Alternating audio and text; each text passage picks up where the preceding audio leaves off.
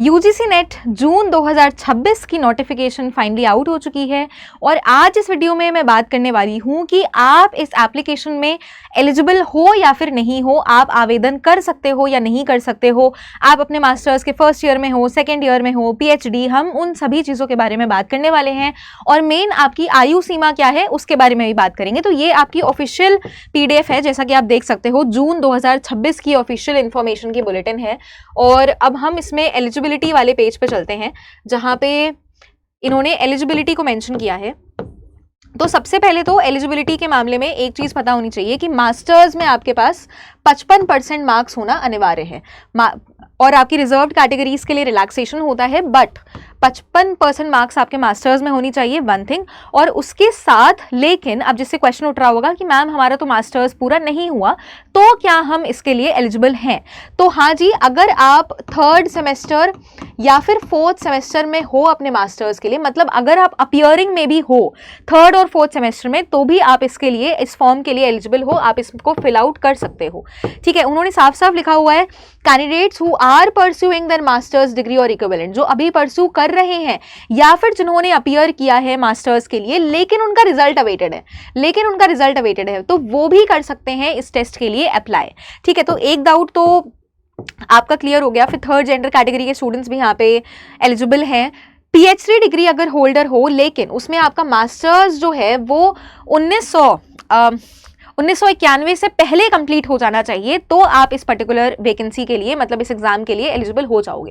ठीक है, तो पीएचडी वाले इन वाली चीज 1991 का ध्यान रखें थोड़ा सा। अब एक इंटीग्रेटेड प्रोग्राम चला हुआ है, अगर आप बीए और एमए साथ में, वो जो 4 साल का इंटीग्रेटेड प्रोग्राम कर रहे हो, उसके लिए भी आप नेट में एलिजिबल हो जाओगे। ठीक है, अगर आपका 4th ईयर चल रहा है तो उसमें भी आप एलिजिबल हो।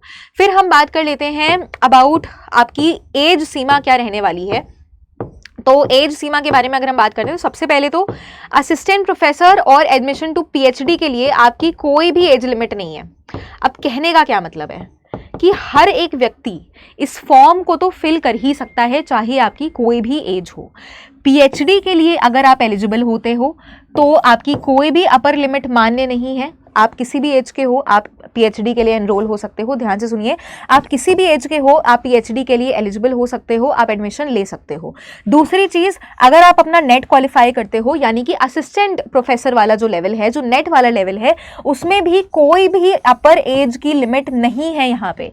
ठीक है, तो पीएचडी और आपके नेट के लिए कोई भी अपर एज लिमिट नहीं है। लेकिन अगर हम बात करते हैं आपकी जेआरएफ की, तो जेआरएफ में एक चीज ध्यान रखिए, जेआरएफ का मतलब ये होता है कि पीएचडी के साथ आपको गवर्नमेंट फेलोशिप प्रोवाइड करती है, स्टाइपेंड प्रोवाइड करती है।